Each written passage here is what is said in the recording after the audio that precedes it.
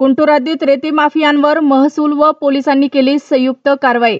2 बोट व उत्खनन करण्याचे साहित्य केले नष्ट।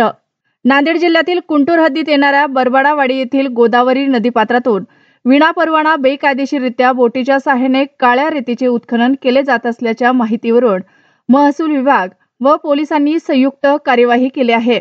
या कार्यवाहीत 2 बोट व उत्खनन करण्याचे अंदाजे 25 लाख रुपयांचे साहित्य जेलिटिन काढ्यांच्या सहाय्याने नष्ट करण्यात आले आहेत। या कार्यवाहीने रेती माफियांचे धाबे दणाणले आहेत। नांदेडचे पोलीस अधीक्षक अविनाश कुमार यांनी ऑपरेशन फ्लॅश आउट अंतर्गत जिल्ह्यामध्ये होत असलेल्या अवैध मार्गाने वाळू उपसा व वाहतूक बाबत कठोर कारवाईचे आदेश दिले आहे। त्यावरून नायगाव तहसीलदार धम्मप्रिया गायकवाड, सहाय्यक पोलीस निरीक्षक रामकृष्ण एस पाटील यांनी बरबडावाडी येथील गोदावरी नदीपात्रात विनापरवाना बेकायदेशीररित्या होत असलेल्या रेती उत्खनन ठिकाणी छापा टाकला।